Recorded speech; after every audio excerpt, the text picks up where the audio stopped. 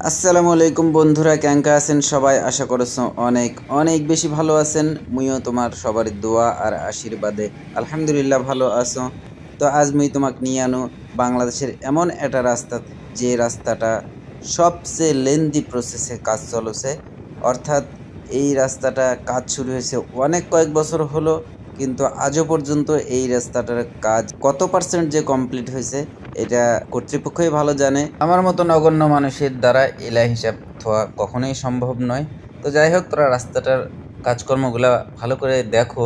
মুইকে আমরা তোমাকে না দেখানোর চেষ্টা করেছ। এই রাস্তাটা মূলত 6 লেনের রোড।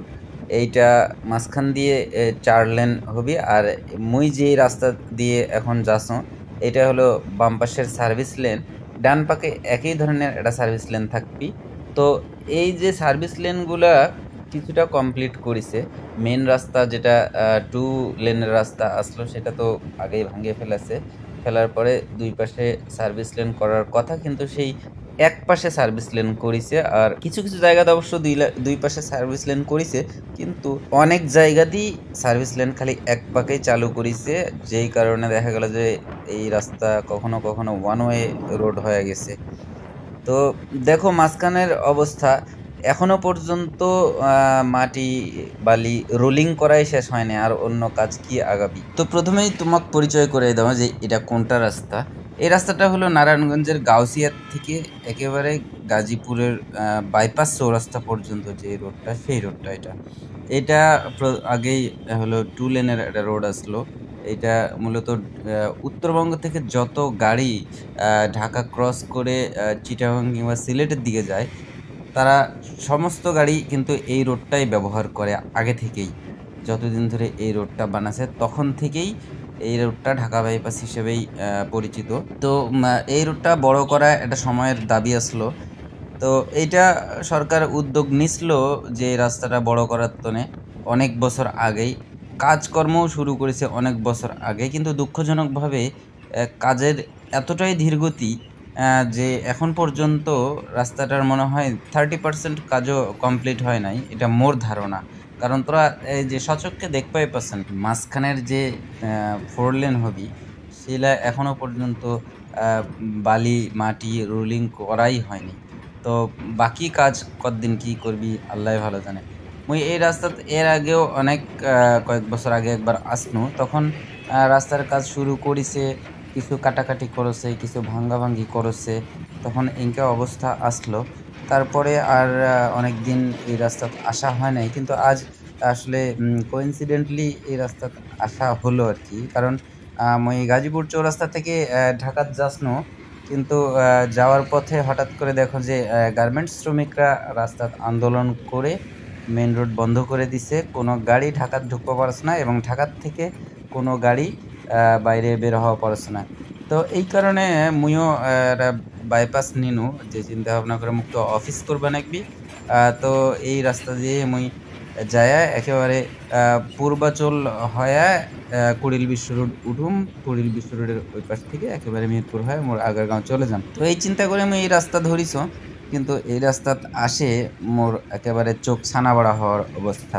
কারণ আমি বেশ কয়েক বছর আগে যা দেখে গেছনু, মনে হচ্ছে যে অল্প কয়েকদিন পরে আমি আনো। মাঝখানে যে এতগুলা মাস এতগুলা বছর চলে গেছে, রাস্তার কাজের অগ্রগতি এতটাই ধীরগতি, তোরা দেখতেই পাচ্ছেন যে মুই গাড়ি মনে হয় ঠেলে ঠেলে নিয়ে যাচ্ছ, এমন একটা অবস্থা। মোর মনে হচ্ছে যে মুই এই রাস্তাত না আসে অন্তত পক্ষে ওই শ্রমিক আন্দোলনের জামাত বসে থাকুন হয়, তাতেই মনে হয় ভালো আসতো।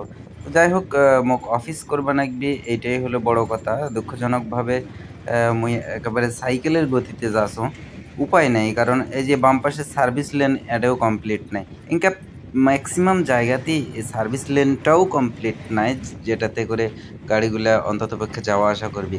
আর এই যে দেখো ভাঙ্গা ভুঙ্গা ইটের সোলিং, কোনো জায়গাত ইট পিচ ঢালাই কিছুই নাই। তো এই অবস্থায় যদি বৃষ্টি আসে তাহলে কি একটা অবস্থা হবে, আর গাড়িগুলা কি ধরনের হ্যাসেলের মধ্যে পড়বি, কিভাবে চলাফেরা করবি, একটাবার তোরা খালি চিন্তা করে দেখেন।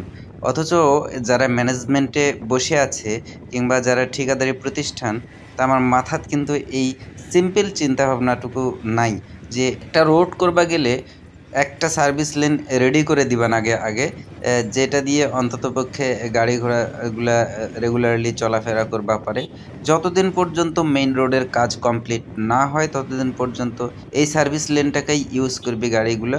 তার পরবর্তী সময়ে যখন দেখা গেল যে মেইন রোডের কাজ কমপ্লিট হবি, তখন গাড়িগুলো মেইন রোড দিয়ে চলাফেরা করবি, তখন আবার এই সার্ভিস লেনের কাজ রিপেয়ারিং করে সম্পন্ন করবি। তো এই সিম্পল ব্রেনটুকুই কিন্তু কাজ করে না আমার মাথাত। হয়তো কাজ করে, কিন্তু আসলে দুর্নীতির কারণে সবাই সব কিছু ইগনোর করে যায়। তো যাই হোক, সবাই সব সময় খালি নিজের পকেট ভরার তনে ব্যস্ত থাকে, কারণ এটা আমার বাংলাদেশ। মুই এই তনেই কম যে হারা বাঙালি জাতি এমন একটা জাতি, হারা জন্মগতভাবেই হলো অসভ্য জাতি। আর মুই মনে করি যে আগামী 100 বছরেও আমার এই সভ্যতা ফিরে আসপলাই, কিংবা হারা কখনো সভ্য হমো না, এটা মোর বিশ্বাস। তো তোমার এক একজনের এক এক ধরনের বিশ্বাস কিংবা ধারণা কিংবা মতামত থাকতে পারে, সেটা তোমার অবশ্যই ব্যক্তিগত ব্যাপার। তুমি খালি একটা কথায় কবাস আছো, সেটা হলো যে বাংলাদেশের প্রত্যেক বছর যে ধরনের বাজেটগুলো হয় কিংবা বিভিন্ন ধরনের মেগা প্রজেক্টগুলো পাস হয়, তো এটার যদি 50%ও কাজ হলো হয় কিংবা 60-70% কাজ হলো হয়, তাহলে কিন্তু অটোমেটিকলি আমার দেশটা সোনায় সোহাগা কিংবা সোনার বাংলাদেশ হিসেবে পরিণত হয়ে গেল হয়। তো দুঃখজনকভাবে এটা আমার হয় নাই, কারণ হারা মানে এতটাই দুর্নীতিগ্রস্ত জাতি যে যে কোনো কাউকে যে কোনো চেয়ারত বসে দিলে তো তার দ্বারাও এই ধরনের মেন্টালিটি বার হয়ে আসবি, যেটা খুবই দুঃখজনক আমার বাঙালি জাতির তনি। তো যাই হোক, আজকের ভিডিওটা মুই আর লম্বা করুম না, ভিডিওটা এ পর্যন্তই থাকবি। মুই এখন পূর্বাচল চলে আসো, এর থেকে মুই ডান পাকে টার্নিং নিম। দেখো এই টার্নিংয়ের জায়গাটা তো কত ধরনের ভাঙ্গা ভঙ্গা, তাও কিছুদিন আগে হয়তো অল্প কিছু রিপেয়ারিং করেছে। ওই মামা মারিস না, মুখজাবাদি।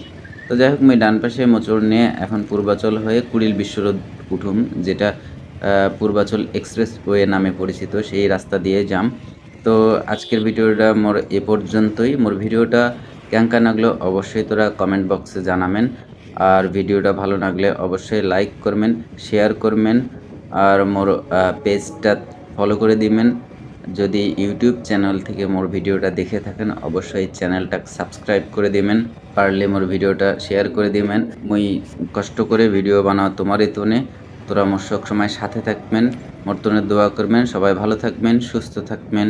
আল্লাহ হাফেজ।